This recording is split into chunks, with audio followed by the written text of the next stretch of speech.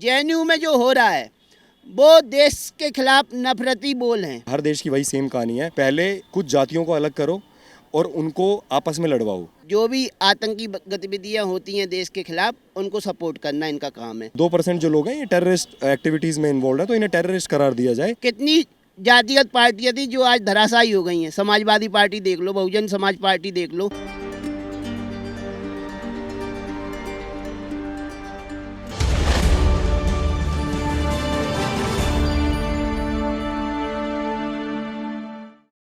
नमस्कार, आप देख रहे हैं द न्यूज़ 15 और मैं हूं अंजलि राठौर। जेएनयू की दीवारों पर जातिगत विवादित टिप्पणियां लिखने का जो मामला है वो बहुत ही ज़्यादा गर्मा गया है। ऐसे में हम दिल्ली की जनता के बीच चलते हैं और जानते हैं कि उनकी इस मुद्दे पर क्या राय है। सर, आपसे जानना चाहूँगी कि जेएनयू की दीवारों पर अक्सर इस तरह के मुद्दे जो हैं वो उठते रहते हैं, कभी जातिगत विवाद तो कभी कुछ और। तो ऐसे में जेएनयू ही सबसे आगे क्यों? जिस तरीके से जेएनयू जैसे संस्थान पे नारे लिखे गए हैं तो ऐसा लगता है वहाँ शिक्षित लोग नहीं बल्कि अशिक्षित लोग ही अपनी हाजिरी दिए हुए हैं। जो पब्लिक के पैसे पे, पब्लिक के टैक्स पे वहाँ बैठ के मज़े मार रहे हैं। इनका कोई पढ़ाई लिखाई का कोई वो नहीं है। इन्हें केवल देश में दंगे फैलाने हैं, जातिगत द्वेष भावना फैलानी है, जातिगत दंगे फैलाने हैं। और जो भी आतंकी गतिविधियां होती हैं देश के खिलाफ उनको सपोर्ट करना इनका काम है। इनका काम वहाँ रह के पढ़ाई करना नहीं है। इनका काम केवल जातिगत आधार पर देश को बांटना है। और आगे चल के इनके ऊपर सख्त कार्रवाई देखने को भी मिलेगी। जो भी ऐसे लोग हैं जो कर रहे हैं, ये बहुत गिरी हुई हरकत है। मतलब कोई भी एक एजुकेटेड पर्सन जातिगत टिप्पणी आज के समय में करना पसंद नहीं चाहता, क्योंकि हर भारत से जो प्रेम करता है वो हर भारत का नागरिक चाहता है भारत एक रहे, संगठित रहे। लेकिन आप संगठन की बात कर रहे हैं, लेकिन जब चुनाव नजदीक आते हैं तो सभी पार्टी दल अपने अपने चुनावी प्रचार में एक ही समुदाय, एक ही संप्रदाय की बात करते हैं। देखिए, अगर हमको ये विचार समाज से ख़त्म करना है तो जातिगत टिप्पणियाँ तो ख़त्म करनी ही पड़ेंगी। और जातिगत टिप्पणी चाहे वो पॉलिटिकल पार्टी करे, चाहे वो छात्र संगठन करे, हमें सबका विरोध करना है। तो अगर जेएनयू में ऐसा हो रहा है तो अभी हम जेएनयू का विरोध कर रहे हैं। और पॉलिटिकल पार्टियां भी अगर जातिगत आधार पर राजनीति कर रही हैं तो आप भी देख रही हैं कितनी जातिगत पार्टियां थी जो आज धराशायी हो गई हैं। समाजवादी पार्टी देख लो, बहुजन समाज पार्टी देख लो।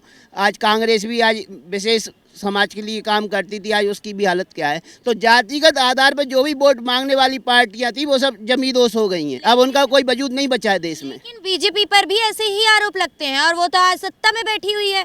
उसको कहा जाता है कि वो तो हिंदुत्व की पार्टी है, हिंदुत्व को बढ़ावा देती है। तो अगर बीजेपी की आइडियोलॉजी है ऐसी, और उन्होंने तो कभी, मैंने नहीं देखा कि बीजेपी ने कभी जातिगत आधार पर किसी को बढ़ावा दिया हो। हाँ, वोट बैंक देख के जरूर टिकटों का बंटवारा होता है, लेकिन जातिगत टिप्पणियां बीजेपी की तरफ से या उनके लीडरों की तरफ से कभी देखने सुनने को नहीं मिली हैं। वो एक राष्ट्रीय पार्टी है जो राष्ट्र की एकता और अखंडता के लिए काम कर रही है। और जेएनयू में जो हो रहा है वो देश के खिलाफ नफरती बोल हैं जो हमेशा वहाँ से निकलते हैं।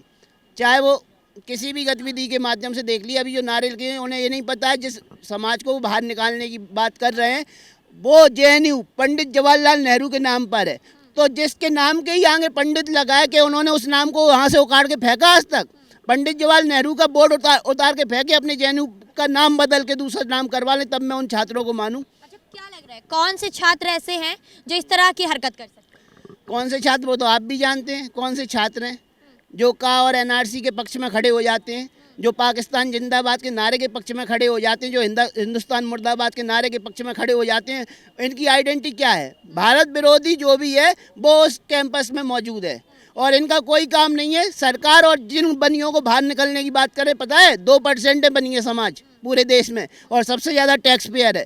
उनके टैक्स पे आप जेएनयू में मौज मार रहे हो, अपनी फैमिली प्लानिंग कर रहे हो, 10-10, 15-15 साल से वहीं रिसर्च के नाम पे पड़े हुए हो। पीएचडी, कौन सी पीएचडी कर रहे हो? देश को बंटवारा करना पीएचडी है?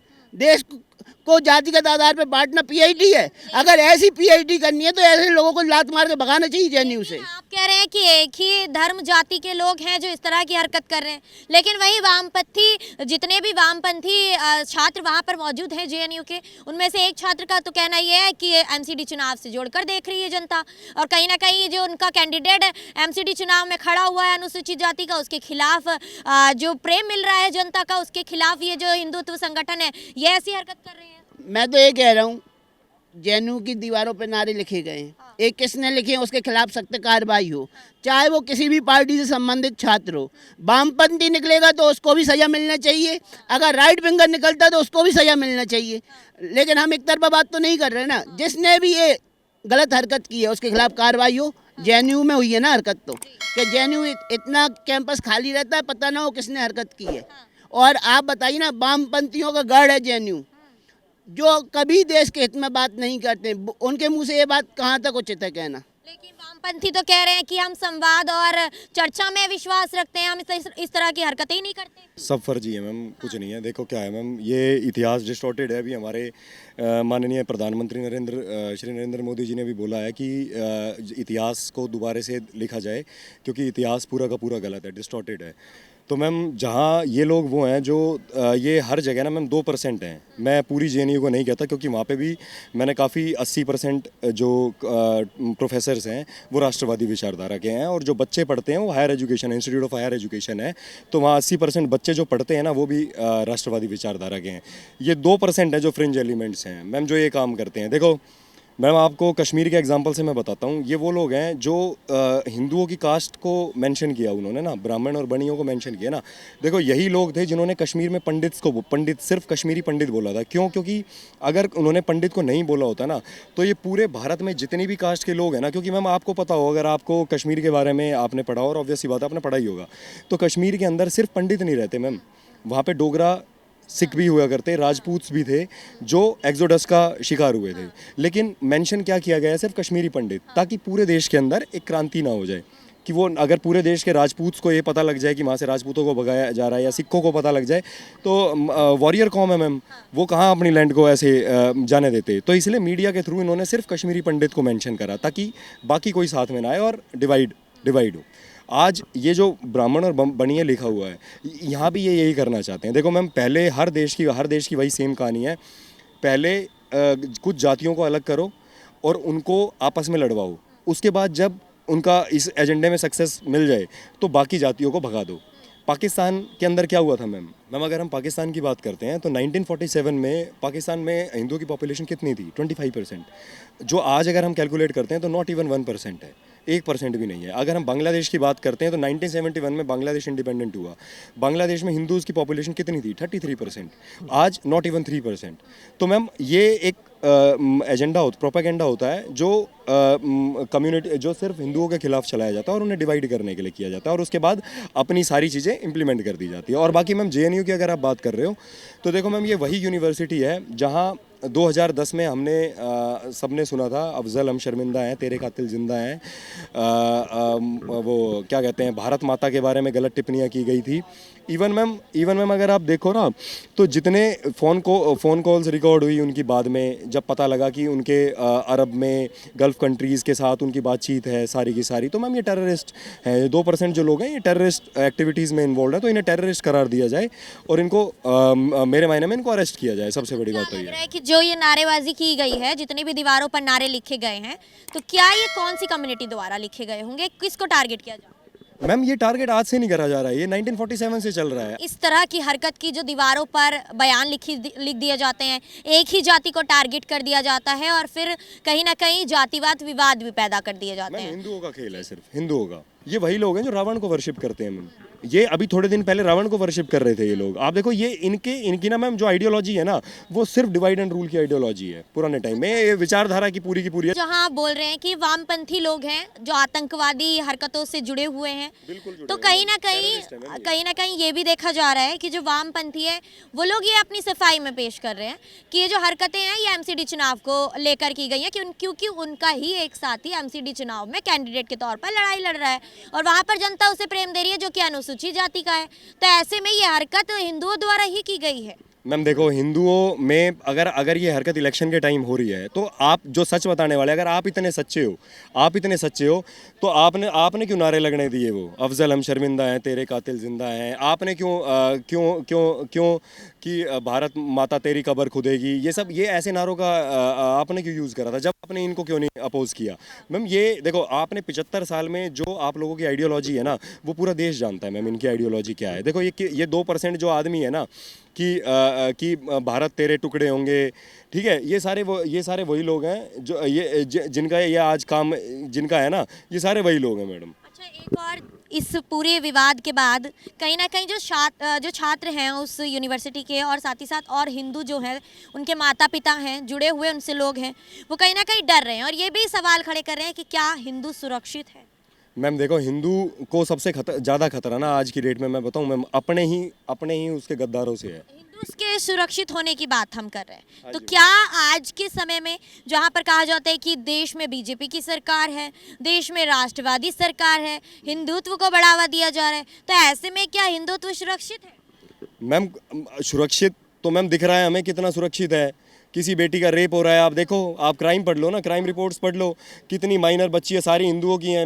90% देखो बच्चियाँ किसी की नहीं है। देखो रेप तो लड़की तो बेटी तो देश की होती है, ठीक है, इसमें कोई दोहराई नहीं है। लेकिन आप क्राइम रिपोर्ट्स तो इंसिडेंट तो देखो ना मैम, किसके साथ हो रहे हैं मैम। सारे इंसिडेंट तो कहीं कोई गोरक्षा वाले की हत्या हो रही है, कहीं पे मैम कहीं पे कोई गोरक्षा वाले को गोली मार दी जा रही है मैम, कहीं पे श्रद्धा जैसी लड़कियों का रेप हो रहा है, कोई सूटकेस में पैक होके आ रही है। तो कहाँ मैम, कहाँ सेफ है? हिंदू तो मुझे लगता नहीं कि सेफ है। लेकिन बीजेपी सरकार तो कह रही है कि हमारे राज्य में कहीं ना कहीं क्राइम जो है कम हो गया है, जनता सुरक्षित है। मैम देखो, सिस्टम आपने आज की डेट में आप देखो, आपने कश्मीर फाइल्स के अंदर एक डायलॉग था मैम, अगर आपने वो मूवी देखी हो, उसमें वो लेडी एक बात बोलती है कि सरकार किसी की भी हो, सिस्टम तो हमारा है। तो मैम सिस्टम को बदलना इतना आसान नहीं है।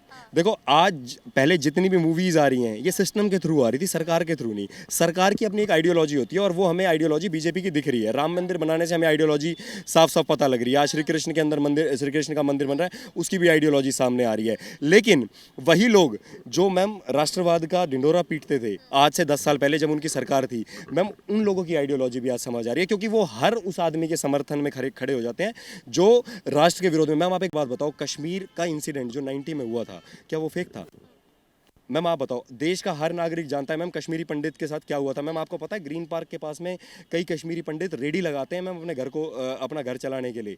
मैम 700 लोगों के टेस्टिमोनियल्स कनेक्ट किए थे विवेक अग्निहोत्री जी ने, 700 लोगों के, और उसके बाद वो पिक्चर बनाई थी। मैम क्या आप और मैं अगर कश्मीर से बिलोंग करते हैं और हमारे घर के साथ अगर ऐसा कोई इंसिडेंट होता है, तो क्या हम झूठ बोलेंगे? मैम झूठ सिर्फ एक आदमी बोलता है, जिसको पैसे मिल रहे होते हैं, और कोई आदमी झूठ नहीं बोलता। जिसने अपना घर छोड़ा हो, बड़े बड़े केसर के खेत छोड़े हो, जिसने करोड़ों की संपत्ति छोड़ के आया हुआ ना, वो आदमी झूठ नहीं बोलता। जिसकी बच्ची का रेप हुआ है, जिसकी मदर का रेप हुआ है, जिसके साथ इतने क्राइम रिपोर्ट हुए हैं, मैम उनके लिए ना ऐसे डिफेमेशन रिमार्क्स जो ये दे रहे हैं ना लोग, तो इनकी विचारधारा इसी से पता लग रही है। मैम इस तरह की जो जातिवादी हरकतें जो हमें दिखने के लिए मिलती है देश भर में, तो कहीं ना कहीं ये हिंदू और मुस्लिम पक्ष को लड़ाने की या किसी और पक्ष को लड़ाने की आपस में, तो कहीं ना कहीं जातिवाद विवाद पैदा करने की स्थितियां होती हैं। तो ऐसे में ये चुनाव के वक्त ही क्यों सामने आती है? मैम ये चुनाव के वक्त इसलिए सामने आती हैं क्योंकि देखो, हर आदमी को पावर चाहिए। और मैम सबसे बड़ी बात देखो क्या है, सच नहीं बताया जाता लोगों को। सच इसलिए नहीं बताया जाता क्योंकि अगर आप सच बता दोगे ना, तो आपको वोट्स नहीं मिलेंगे ना मैडम। आप देखो, अगर आज मुसलमान है, अगर हर मुसलमान को अशफाकुल्ला खान की तरह, जैसे अशफाकुल्ला खान के टाइम पे जो राम प्रसाद बिस्मिल के सबसे अच्छे मित्र हुआ करते, अगर उनका इतिहास बताया जाए अशफाकुल्ला खान का, तो शायद कोई देशभक्त, मतलब सारे जितने भी हैं आज की डेट में जो थोड़ा सा अलग चल रहे हैं, लीग से अलग चल रहे हैं, शायद वो देशभक्त बन जाएंगे। क्योंकि अशफाकुल्ला खान ने उस टाइम भी ये बात बोली थी, क्योंकि उस टाइम भी ये सिचुएशन थी, अंग्रेजों ने ब्रिटिशर्स ने क्रिएट की हुई थी। आज के गोरे अंग्रेज हैं, उस टाइम काले अंग्रेज हैं, उस टाइम गोरे अंग्रेज हुआ करते। उस टाइम भी यही सिचुएशन थी, क्योंकि उन्हें रूल करना था। आज भी जिनको रूल करना है ना मैम, वही ऐसा काम करते हैं। मातृभूमि से बड़ा कुछ नहीं होता। और आज की डेट में मैम आपको भी दिख रहा है कि दूसरे धर्म के नेता हैं या उनके धर्म गुरु हैं, वो उनको क्या भक्ति सिखा रहे हैं। तो क्या लग रहा है कि भविष्य में इस तरह की हरकतें बंद हो जाएंगी, देश में शांति आएगी? नहीं है मैम, जब तक लॉ एंड ऑर्डर की सिचुएशन ठीक से मेंटेन नहीं होगी ना मैम। देखो, कर्नल पुरोहित साहब को फंसवा दी मैम। कर्नल पुरोहित मैम लेफ्टिनेंट कर्नल पुरोहित और साध्वी प्रज्ञा जी के साथ क्या हुआ मालेगांव ब्लास्ट में, चल तो रहा है अभी, आप देख लो ना क्या चल रहा है उनके साथ। 9 साल जेल में रहा मैम, आर्मी ने उनको वापस लिया है मैम। जब इनके राज के अंदर जब आर्मी के ऑफिसर सेफ नहीं है, तो आप मैम नॉर्मल पब्लिक को क्या एक्सपेक्ट कर रहे हो? नॉर्मल पब्लिक कितनी सेफ रहेगी। आप ही के साथ ही कई लोग यहाँ पर बोलते हैं कि बीजेपी का जब से शासन आया तब से हमारी डिफेंस काफी अच्छी हो गई है, देश काफी सुरक्षित महसूस कर रहा है खुद को। तो ये बीजेपी ने थोड़ी किया था मैम, बीजेपी ने तो नहीं, बड़ी किया ऐसे है। में हाँ, अगर BJP ने तो आजाद कराया है। वर्तमान की स्थिति देख रहे हैं तो ऐसे में जहाँ जातिवाद विवाद पैदा हो रहे हैं तो ऐसे में देश सुरक्षित कैसे हो सकता है? मैम देश सुरक्षित करेंगे, देश सुरक्षित हो रहा है। देखो जो चीज़ें पिछले 70 साल में नहीं पढ़ाई गई ना, वो आज पढ़ाई जा रही हैं। देखो गुरु गोविंद सिंह जी के बारे में पढ़ाया मैम, देखो सारे डिस्टॉर्टेड, आज सूरजमल जाट हरियाणा से हूँ मैम मैं। देखो मैं बहुत इज्जत करता हूँ मैम, अपने सारे जितने भी वॉरियर्स रहे हैं ना, मैं उनकी बहुत इज्जत करता हूँ मैम। देखो इन्होंने अभी हमारे आदरणीय हैं, देखो मैं बहुत इज्जत कर रहा हूँ सूरजमल जाट के बारे में। बता रहे हो कि जो भी Distorted है। बीजेपी से पहले जितना शासन हुआ है देश में distorted वो पढ़ा सबने खराब पढ़ाया, उनके राज में जितनी भी शिक्षा मिली है गलत मिली है, इतिहास गलत मिला है। मैम आप एक बात बताओ ना, जब रानी पद्मिनी पे मूवी बनती है तो कौन खड़ा होता है उनके साथ में? बॉलीवुड के साथ में कौन खड़ा था? माँ पद्मिनी के बारे में पिक्चर बनती है तो कौन खड़ा हुआ था? मैम गलत इतिहास क्यों पढ़ाया जाता है? आज मैम कभी वो ले आते हैं वो सम्राट मिहिर भोज लेके आते हैं, हमारे गुजरों और राजपूत भाइयों को लड़ाया जाता है। मैम फिर सूरजमल जी की बात होती है, फिर राजा सूरजमल की बात होती है तो फिर जाटों से लड़वाया जाता है, अलग अलग गलत इतिहास पढ़ा के। मैम आप सही इतिहास बताइए हर वॉरियर का, और मैम ऐसा इतिहास पढ़ाइए जो समाज को एक करे। मैम आप मुझे एक बात बताइए, हम जब एक होंगे जब ही तो देश का निर्माण होगा ना। आप ये सारा जो 75 साल से इतिहास चलता आ रहा है, इसी की तो बदौलत आज ये दिन देखने पड़ रहे हैं। हर नेता मैम खड़ा होता है चुनाव के अंदर कि मैं एक करूंगा। मैम 75 साल से क्यों नहीं एक हुए फिर, जब आप एक कर रहे हो तो मतलब अब 8 सालों में जितनी भी शिक्षा दी जा रही है, अब आगे की शिक्षा जो आगे भविष्य में दी जाएगी तो आप एक हो जाएंगे। मैडम महान योद्धाओं को उन्होंने बिल्कुल चिड़िया की तरह दिखाया मैम। देखो मैडम जिनको दिखाना चाहिए ना उनको नहीं दिखाया गया। कहानी सिर्फ ये है। देखो आज गुरु गोविंद सिंह जी का चैप्टर लगाया जा रहा है, योगी आदित्यनाथ जी ने यूपी के टेक्स्ट बुक्स के अंदर गुरु गोविंद सिंह जी का चैप्टर डाला है। अब ये कहते हैं कि नाम से क्या होगा, इससे क्या होगा, उससे क्या होगा। मैडम नाम से ही तो सब कुछ होगा। रावण नाम रखता है क्या कोई अपने बच्चों का? नहीं रखता ना मैम। कंस नाम रखता है कोई अपने बच्चों का? नहीं रखता ना मैम। विभीषण भी कोई नहीं रखता अपने बच्चों का नाम मैम। तो हमारे देश के जो गद्दार है ना, जो आपस में लड़वाने के लिए अपनी राजनीति सिद्ध कर रहे हैं मैम, ये सबसे बड़े दुश्मन है। मैं मानता हूँ देखो भाजपा का प्लस पॉइंट ये है मैम, देखो वो हर राष्ट्रवादी चीज़ के साथ खड़ी है। मैडम आप देखो गाय कटने की बात आती है, मैं आपको तर्क गिना देता हूँ। देखो गाय कटने की बात आती है तो कौन खड़ा मिलता है मैम? योगी आदित्यनाथ जी। मैडम आप अपोजिशन का एक लीडर दिखा दो जो ये कहे कि गाय नहीं कटेगी देश के अंदर। मैम श्री कृष्ण की सबसे प्रिय गाय थी, श्री कृष्ण के देश के अंदर गाय कट रही है तो हिंदुओं के नेताओं और भारत के हर उस नेता पे लालत है जो कहता है कि हम देशभक्त हैं।